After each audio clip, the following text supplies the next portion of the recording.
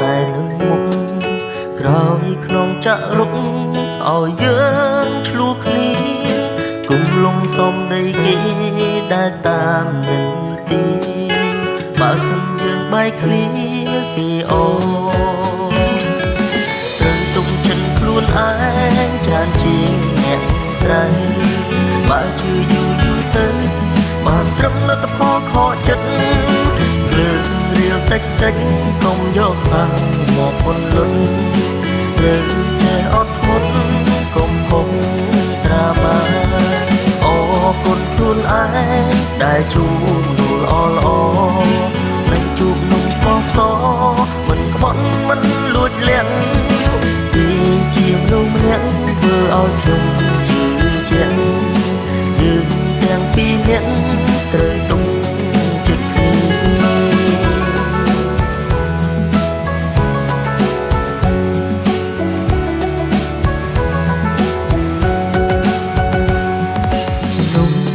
ចំនួនល្អតែនឹងមុខក្រោយក្នុងចាក់រុកឲ្យយើងឆ្លួគ្នាគុំលងសំដីគេដែលតាមនិនទីបើសិនយើងបែកគ្នាគេអូ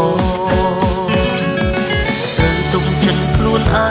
ងច្រើនជាងអ្នកក្រៅបើជឿយូរទៅបានត្រឹមលទ្ធផលខកចិត្តលើរៀលតិចកុំយកសាំងមកពន្លត់ត្រូវចេះអត់ធ្មត់កុំហុកត្រាម៉ា